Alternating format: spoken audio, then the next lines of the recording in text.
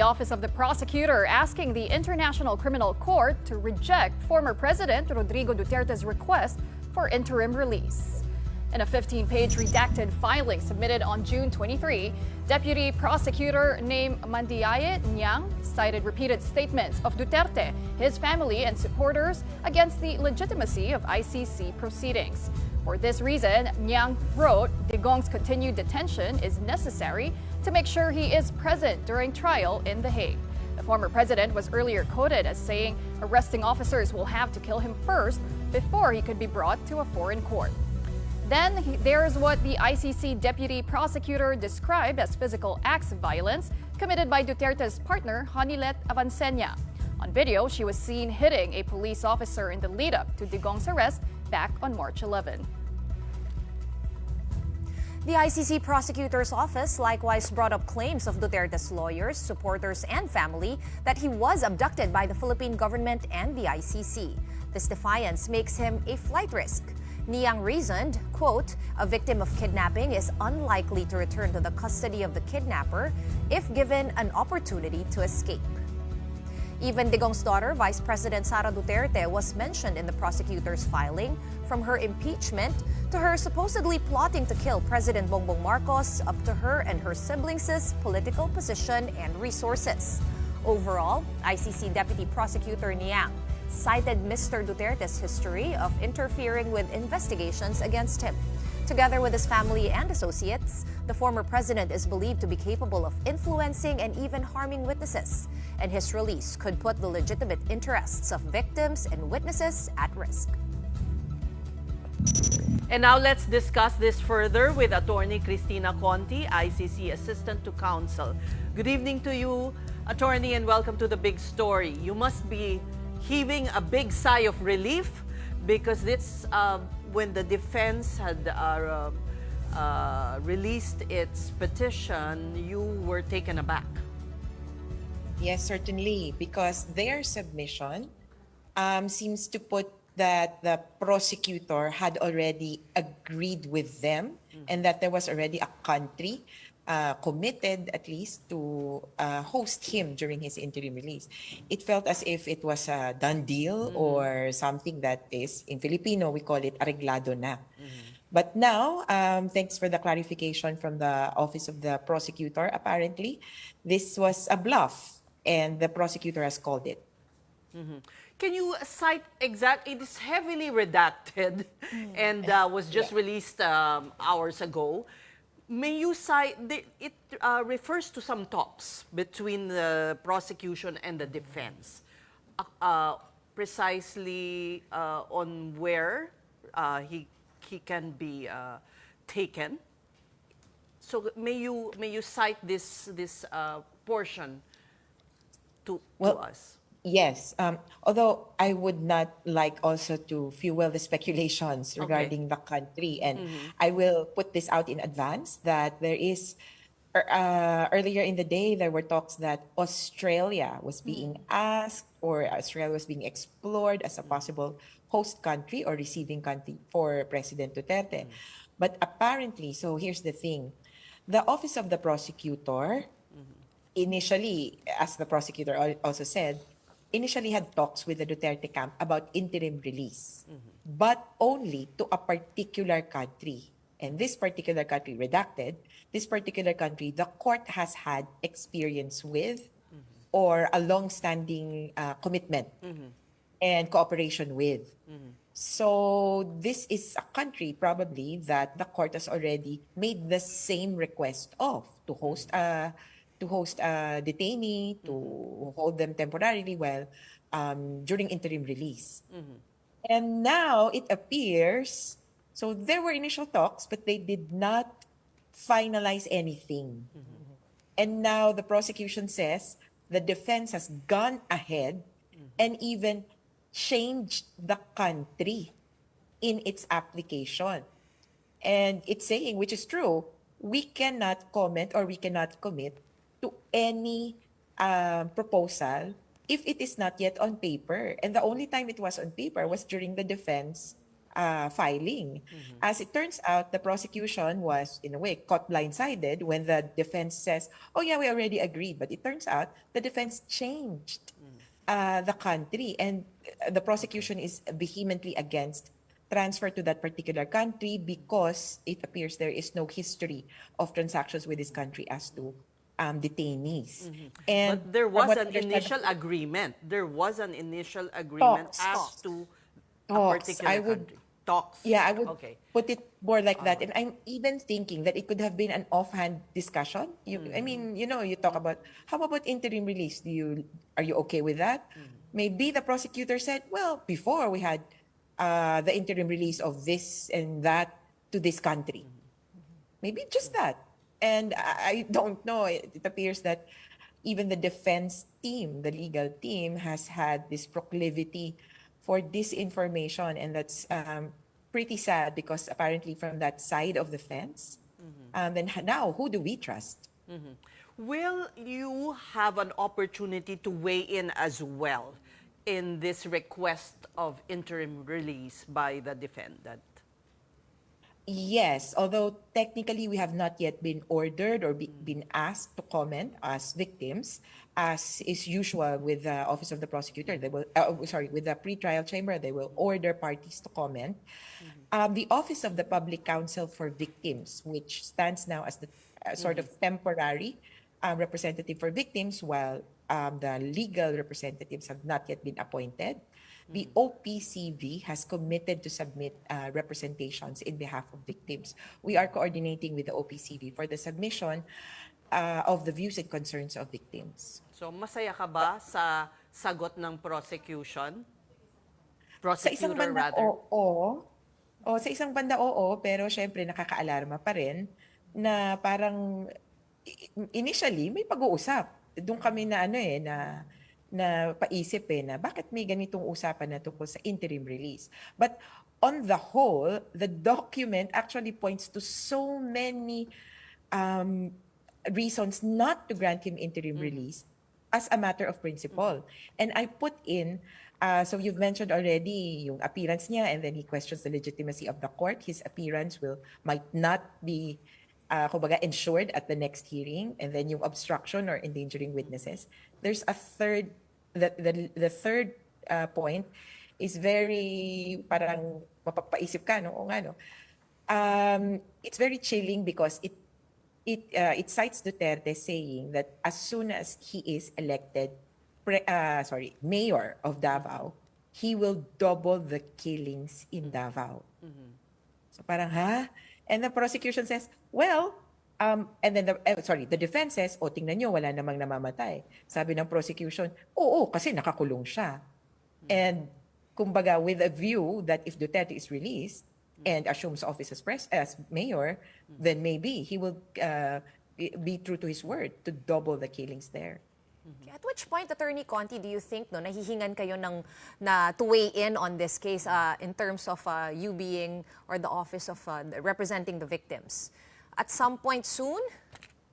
Yes. Actually, to be frank, we have initial and internal deadlines. It's this week. We're just waiting for official communications from the OPCV about this submission. So ready na yung dokumento, hinantay nyo na lang nahingin, and then you'll just send it? Yes po. Sa part naman namin, kasi hindi naman, again, we're not the prosecutor 2.0. So itong mga argumento ng prosecutor, hindi naman namin kailangan ng ulit-ulitin pa. Ang mas importante dito, ano yung pananaw ng mga biktima. At para sa kanila, talaga namang nakakatakot ang paglaya niya at may potensyal na patras yung ibang gusto pang magtestigo laban sa kanya. Very material yun, lalo na dito sa panahon na, kasi nasa ano pa lang tayo wala pang kumbaga kaso talaga, wala pang charges. The charges will be read in September. And so technically, the prosecutor can really still build up the case. And the deadline for disclosure of evidence is in 6-7 days. On July 1st. That's the deadline for the general disclosure of evidence. And then the charges. Ang tawag natin sa Pilipinas yung information, kumbaga, itong araw na ito, ikaw ay nagkasala. The charges are due to be released on July 4th. So we're eagerly awaiting that. to see if all this have had any impact Would it in be the... Yeah, will that be heavily redacted too? Possibly because on the part of witnesses and perhaps incidents. So anything, nagre-redact kasi sila ng kung ano man na palagay nila makakakompromiso nung seguridad ng tao. Dito actually sa redactions dito, seguridad ito nung kapamilya at mga posibleng mga kilala ni Duterte na pupuntahan eh. So, hindi ko muna i-disclose kung siya pupunta. And then pangalawa, dun sa mga witnesses. Kaya dito, kumbaga, dahil hindi pa naman sigurado, kung ano man, hindi muna nila ipapaalam. Sa bahagi ng information, palagay ko sigurado sila sa kung anong krimen. Yung mga pangalan lang siguro ng pinatay, ng mga witnesses na nakakita, yun ang posibleng i-redact dito. In terms of chronology, attorney, do you expect na hihingan muna kayo ng yung weighing in your imposition ng victims about this possible interim release bago lumabas yun yung information, yung presentation of charges, etc. Which means dapat next week na, diba? Well, yeah, iniisip nga na, actually this week nga yung internal deadline namin na pag-uusap namin sa OPCV, I guess they're going to also submit this week. The thing is, if you look at the technicalities, if you look at the rules, the court is not required to ask for the views and concerns of victims. Kumbaga, hindi absolutely required. We were required in the question of jurisdiction. So, dito sa jurisdiction, anong views and concerns? We've already submitted that. Pero for interim release, the issue is about security and about the prosecution and the defense. Sila yung talagang, kumbaga, magkausap dyan. You know what? We're waiting for, usually the court sends out an order, di ba, na, okay, these are the deadlines for the submissions. The court did not because, unfortunate for Duterte, I don't know if they figure this out, the judges of the ICC had their annual retreat right after they filed, the defense filed. They were in Germany for a good part of last week. So, napaisip nga kami na anong nangyari, bakit hindi nag-order yung judges? Yung pala, talagang may annual na Nagbakasyon vacations. din sila. Kumbaga. Oh, actually, it's not a vacation in the sense na parang enjoy. Altogether, meron silang annual retreat sa Nuremberg. Ito yung seat ng Nuremberg. unang Kung saan yung Nuremberg trial. trials. War Yes, trials. Oh, wow. So, hindi siya bakasyon, kumbaga. It was Parang also a learning. internalization of their task, I would Correct. suppose. And in The their heavy press tasks statement, ahead of them. Yeah. yes, and in their press statement after their retreat, they were mentioning that, now that we have re-imbibed and we are reinvigorated with the spirit of the Nuremberg trials, we will proceed henceforth with our work in the ICC. Per attorney, going back to the interim release, how do you think the court will weigh the reasons cited by the prosecution, which really centered around Mr. Duterte being a flight risk, kumpara doon sa mga rason naman ng defense, which cited yung humanitarian grounds, yung edad po niya, yung health niya. So kumbaga, ano po yung maging mas matimbang? I would say the ICC will decide on una jurisprudence, what it has already, una yung batas. So it's the Rome Statute, and both the prosecution and the defense refer to articles. So doon nakalagay kasi yung parameters kung kailan papayagan yan. And then secondly, sa jurisprudence. And jurisprudence is parang the history of how the court has interpreted the law, these articles. And so there were several mentions of in these cases, in a previous application, ganito yung ginawa namin.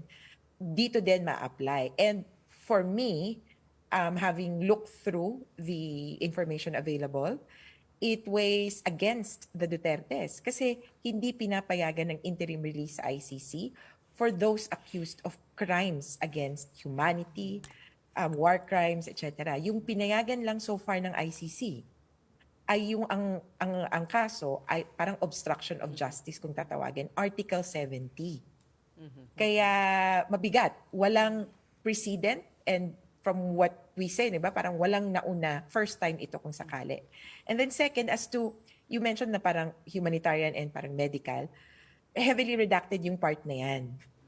Hirap nga kami, parang ano bang naintindihan? Pero it would appear that even the prosecutor is not convinced. And if the prosecutor is not convinced that whatever condition, medical or kung ano man yan, is, kumbaga, requires that he be let out of prison, then unlikely that the court will also be convinced. All right. It's been just a few hours, but I'm sure you've talked to, the families of victims, and how has their attitude been to this new bit of information? Nagka-messagean kami and para sa kanila, ay, thank you Lord. Kasi nagduda kayo nung una, no? Medyo kinabahan kayo.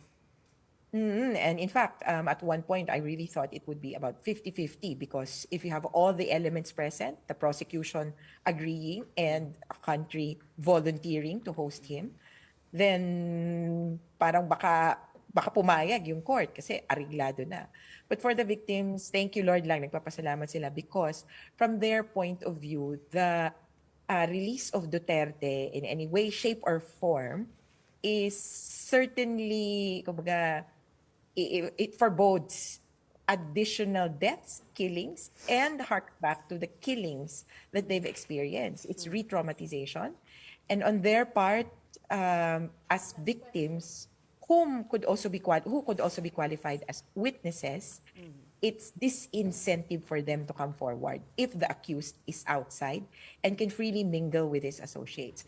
The word associates is heavily mentioned also in one portion of this document. Kaya napaisip ako na talagang material for the ICC that an accused is not allowed to, kumbaga, reignite the passions of his supporters or of his team, yung parang yung mga co-conspirators niya or co-perpetrators. So we're just a little bit concerned because the prosecutor appears to agree in principle na doon sa isang bansa.